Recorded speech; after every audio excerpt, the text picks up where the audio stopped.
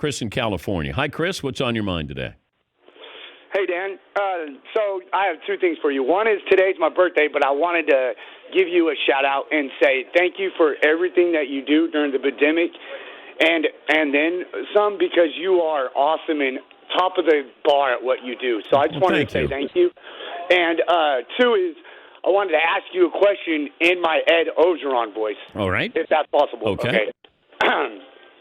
So, Don, you asked everybody what's their favorite memorabilia in their man cave. I would like to ask you what your favorite memorabilia is.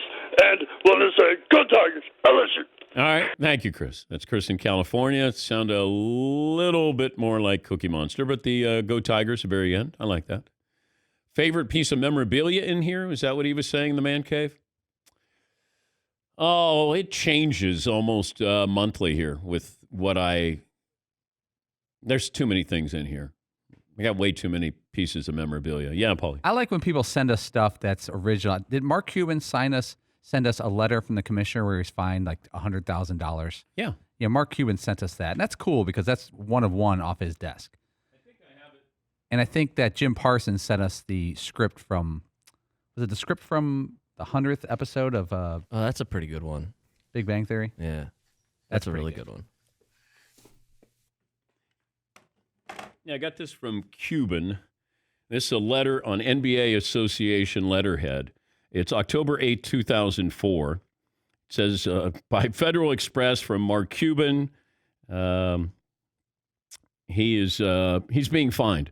As we discussed, you made a number of critical comments to the media earlier this week about the new collectively bargained training camp rules that were negotiated by the NBA Labor Relations Committee. These comments are part of a repeated pattern of statements and conduct that are prejudicial and detrimental to the best interests of the NBA.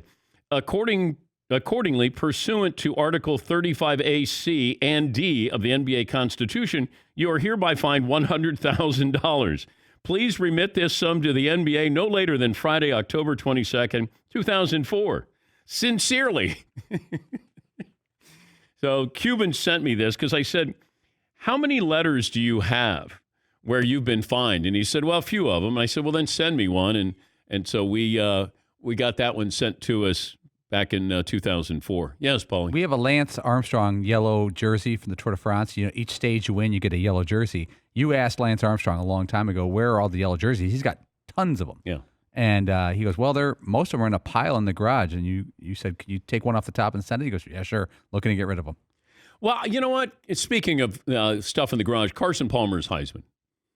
The fact that is his Heisman Trophy when he was at USC, and he hasn't asked for it back, and I don't want to bring it up to him, but when I asked him, I said, "Where's your Heisman?" He goes, "Oh, it's out in the garage." I said, "Well, if you're not using it, send it." And he goes, "All right, give me your address." And then he shipped it here.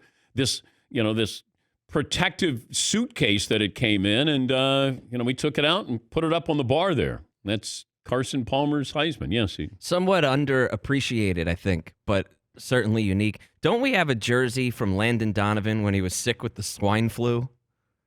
Yeah, USA Soccer, I think in the Confederation Cup. That's down that hall, the second hallway, all the way down on the right-hand side. Yeah, USA beat Spain in a Confederation Cup like 9 years ago. And, and that's a used jersey. That's like a game-worn jersey. Yeah, it's got grass stain. That's pretty awesome. Yeah. In fact, Weeks, our camera guy's walking down the hall to get a picture of that. Do you have a favorite piece of memorabilia in here, McLovin?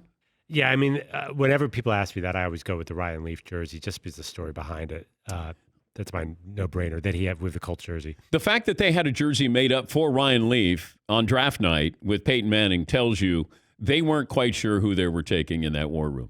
Contrary to popular belief, it felt like that draft room with the Colts was divided on Peyton Manning or Ryan Leaf, and they made up that jersey, and then they eventually gave it to Ryan, and then Ryan gave it to us. So we got a signed Kobe jersey, signed LeBron.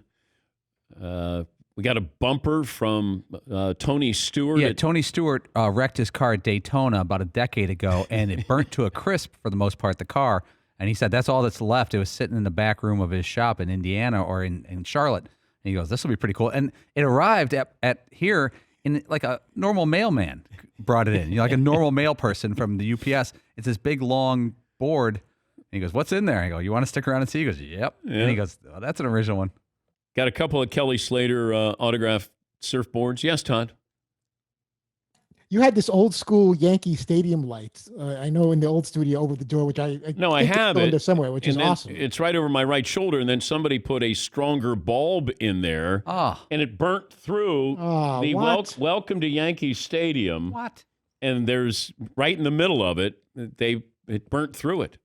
I one day I'm in here and I go, something's burning, and I turn around and then the Yankee Stadium sign, this lighted sign, was smoking, and I went, uh-oh, that's not good. So I have it; it still works. I just have this burnt hole. Looks like you're looking into the sun there.